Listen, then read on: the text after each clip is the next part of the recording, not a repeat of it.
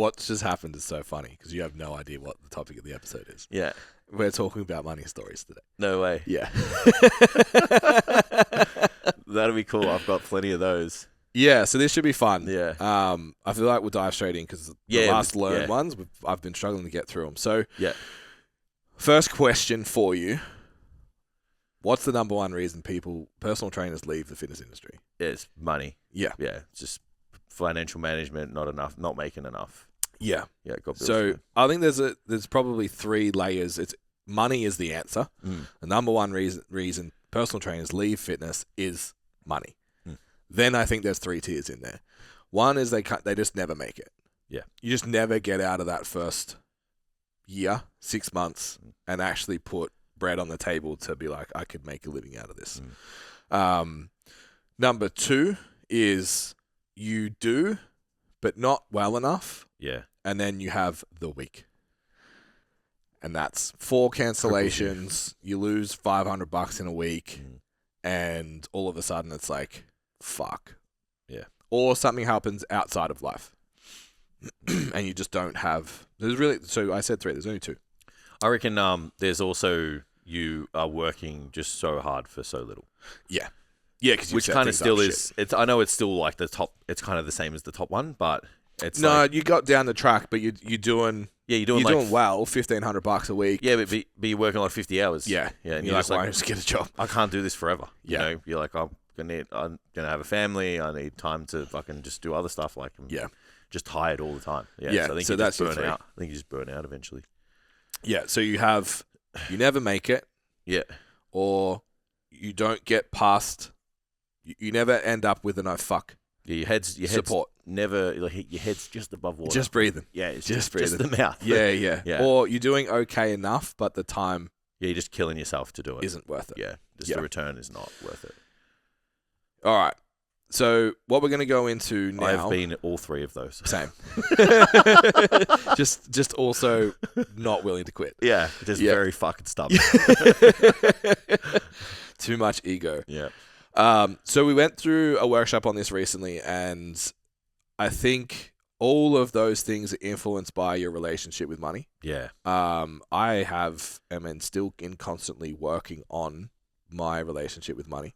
Yeah. Like, I feel like this week I had a see the Matrix moment of just like the disconnect of like how other people make so much money, and it's just like you need to just stop thinking, oh, but it didn't only work this hard for it. It's like, it's not how fucking money works. So breaking that down. So some questions to think about that just to set you up to listen to the rest of this episode. What was the conversation about money in your house growing up? Who managed the money, and were they stressed about it?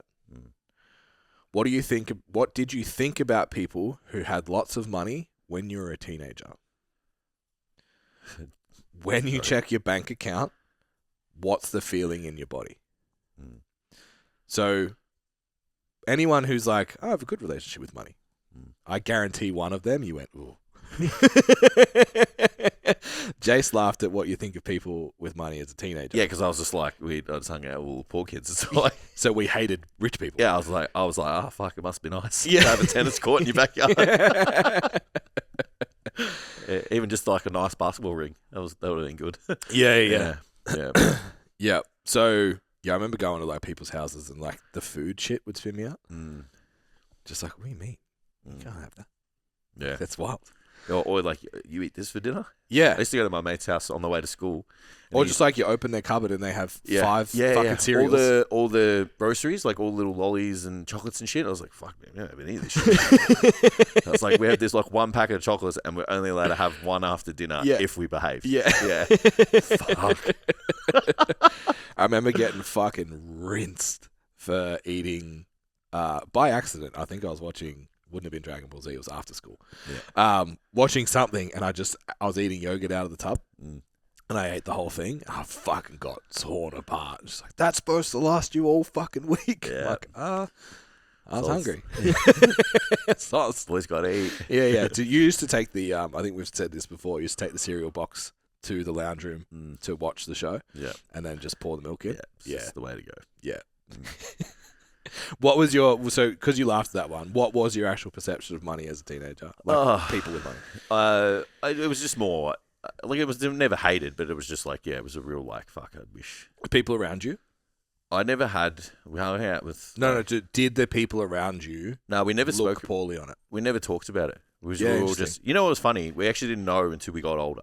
Yeah. So because we didn't know we were poor. Yeah. Yeah, we didn't know. And then it's funny. I spoke to my mate about a year or two ago, and I was like, bro, we were like fucking. And he's like, no, we weren't. And I'm like, yeah, we were. And then he saw his dad's statements when his dad passed away, and he's like, hey man, he's like, you were right. He's like, fuck man, we were poor. And I said, yeah, you just didn't know because we all were the same. Yeah. So we all just hung out, and it You was weren't like, missing out. hey, mum gave me $10, and we went and bought a fucking 6-pack with it or whatever. Like we all just did rat bag shit. You just made it work. Yeah, we didn't have the friend that like had the nice house and had everything. I mean, like it was like my cousin, but we never really hung out with him much. But it was like, oh yeah, like it must be nice. Yeah, but that was it. Yeah, yeah. I think the ego around people with money was more my friends than me. I think it didn't come from home. I think because we're in the car scene. Yeah. So it's like if you had money, you had sick cars, so I thought you were sick. Mm. You know what I mean? It's yeah. That's fucking mad. I did look down on Euros though. Like that's Dad's fault. Look at us now. Yeah. Now he owns one. Yeah. I think mine was our perception of money growing up was just like we don't have enough and everything's about saving. Yeah. And you can't have that, and it's always like you had nice stuff. Like I used to have a nice pair of shoes to only wear to nice things because if I wore them too much, we'd have to get new ones. I still have that. Yeah, just shit like that. Like it's all that shit. I wore just never the Supras I wore to the photo shoot. Yeah, I bought in 2017. Yeah, and I was like, these don't go out when it's raining. These don't go out. Like, I've come a long way, man. I've wild. got like a $3,000 pair of shoes. I just wear to the shops now. Yeah, growth. It's me proving a point to my old self, all right, guys? Yeah. Don't do that. Yeah. So now you see someone successful. Yeah. What happens in your brain? See someone with money. Is it still there? I think it depends who it is. More words. I can respect someone who holds themselves well with money. Yeah. Yeah. So I just think of Dean. Yeah. I just like think. Me too. I'm going to tell a story about him. Yeah, and I'm just like he's an incredibly nice man, very inspirational, but doesn't say a lot. Yeah, and it's just because of how he holds himself, and I just like have a tremendous amount of respect for that. Yeah, and if anyone, like, not that I don't respect anyone else who's like gotten money and stuff, but I'm just like, I don't know, like if you got it handed to you or you didn't kind of earn it, I think there's a little bit of I'm a bit like I don't really. Like I don't care that you have it. Like it doesn't mean much to me. I'm like you just got to give. But if you earned it and you created something, I got mad respect for you. Agreed. Yeah. Yeah. So here's a question for you. So there's a local brand called Crack Soda. They lean a little bit hoodlum sometimes. Yeah. They're for the kids, obviously, not me. So like ripped jeans, just like they're a little bit hectic. Let's say it's probably the best description. It's like the kids' version of G'd up by the sound of it. Not that bad. Okay. Yeah. Not hood rich, but not that bad. So they have these like big clearance sales, whatever. So LJ has this bright red Crack Soda jumper, and I fucking avoid it like the plague. Right. And Amy likes it on him, and I'm like, there'll be clothes laid out, and I'm like, it's like, you don't want? I'm like, no. Oh, really? She goes to me the other day. She's like, why? And I've just not even thought about it, but we'd just done this workshop, and it was that week, and I was like, it's that. A bright red hoodie in my head is poor person clothing. Right. And she was like, what do you mean? And I'm like, I wore the fucking brightest yellow hat I could find, the Fox gear, the fucking biggest logos, biggest whatever. And I heard it on a podcast once. It was like, if you look at socioeconomic culture, flash, the further lower you go in terms of wealth, the more you want to present the brand, the color, and stand out. And then as you look at like Tommy and like it's a bit more Ralph Lauren and all that, like they're way more subtle. Now it's weird because like Louis Vuitton's gone like rap culture and shit. But there's Young Money now though. So Young Money is broken the status quo. Young rappers started buying expensive shit, so it kind of broke it. But instead of wearing Dada and what we. Yeah, now they wear fucking Balenciaga and Balmain and shit. So I think that's where my head goes is like bright clothing is Dada, Fubu, and shit like that. I'm like, or Fox Gear or whatever. Bright clothing equals childhood. Yeah. Block your ears, Michael. So I was like, I'm not doing that. And then Yeah. it's like, and we're talking about it, and like, you go through this neutral color phase until you're Dean, and you can wear bright green glasses, and it's fine. 'Cause it's eccentric. but nothing else. Yeah. It's just, yeah, it's cool. It's a weird, but I was like, it's still not that hoodie. No. It's a weird vest, or it's a weird, Yeah. like, yeah, anyway. I just thought that was an interesting program in my brain to be like, that means poor people. Yeah. I don't want to look poor. It's so weird. Yeah, so Dean's my reference point as well. And I think he is also an exception to the rule because I've seen Dean in, let's call Dean a 8-figure human. Yep. I've seen Dean in rooms of 9 figures. Yeah. He still holds the room. Yeah. He's just that guy. Just Yeah, can okay. change the energy of a room walking into. Yeah. Yeah, which is also being in that room is fucking what is going on. Yeah. So I'll call it the absolute privilege to go with a client of mine who is an 8-figure human. We spent a month in France, Yeah, it's ridiculous. which is insane. So we went there for the Le Mans 24 Hour, which was childhood. My brain just exploding to even be there. It's like 2 billion viewers. Yeah. It's Insane. most people in Australia have no fucking idea, but it's like motorsport Super Bowl. Yeah. It's huge. More viewers than the Monte Carlo Grand Prix. Like, insane. So, walking around with him for a month, still having a little bit of that programming, like, you have to do bad shit to get money. You have to be a bad person. Most people with money are assholes, or they think they're better than other people and all that kind of shit. And I remember literally just being in the car. It's just like a fucking photograph memory of just my brain clicking and being like, oh, you can be a good person and be rich. Yeah. It's like you can do that. It's possible. Mm. It's wild. And I've had conversations with him in the past, sitting at the table that had the 9s, the 9-figure dudes, property developers, investors, fucking tech rich and whatever, and being like, I told myself, I want to come back to this table and have value. And I said that to Dean. He was like, have a think about the conversations you had. Every single person you spoke to was interested in Will Building the Mentorship, interested in it. Yeah. Oh, that's really cool. How do you train this? How do you do that? How do you, and like even just like health advice for them. He was like, you were super valued on the table. What are you talking about? Yeah. But I was like, Self-perception. I had fucking fake Timberland sneakers, jeans, and my STC hoodie. Yeah. Sitting at like $500 million, $500 million sitting at the table. I'm like, I'm a peasant here. It's really, really interesting. Yeah. All right. So hopefully that's triggered some stuff for you guys to kind of think about. So how it actually shows up in your business, and if you're sitting there and be like, I don't have any money stories. We'll see. What do you see stand out with the guys you kind of chat to one-on-one? What do you see as the biggest, or you got some stuff? And I don't mean that disrespectfully because we both have it.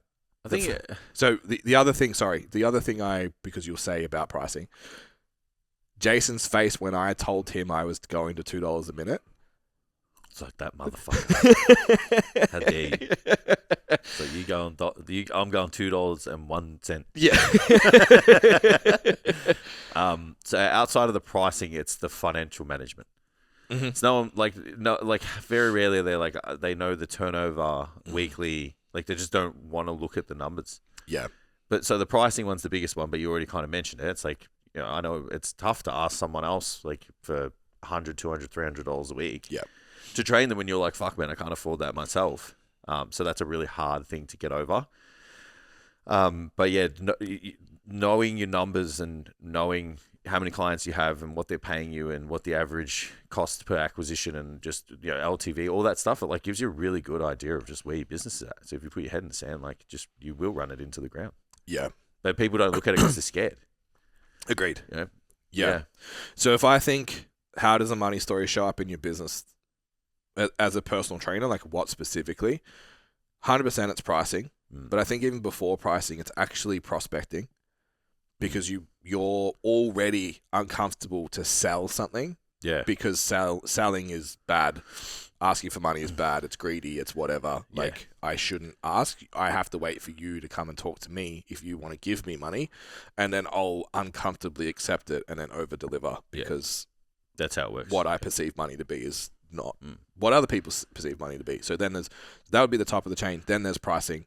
Then I think there's also self, and I have looked at this a little bit for myself. Is like there's a bit of self. No, it's not destruction. It's not the word I'm looking for. Help. Explain it to me. Self-sabotage, where the business starts to get to a point and you fuck it up somehow. Oh, yeah. Take your foot off the gas, you stop doing the applications, you stop doing the work or whatever, something happens and you just self-sabotage and be like, this is starting to get a little bit scary. Or you have an opportunity and you burn it. Because it starts to get uncomfortable. Yeah, absolutely. And that can happen because same as like you would be coaching your clients about standing out in their environment. You're the only person that takes Tupperware, the only person that tracks, the only person that gets up early and goes to the gym or doesn't drink or whatever. If you're the only person in your circle that's pushing, that's making money, that's whatever. I know you got heaps with your friends, like just the expectation that you guys just had all of this fucking money and stuff. Yeah. It's really uncomfortable to keep going because everything's just, no, come back internally and externally. So that's definitely a part of it. Yeah. So have you been there?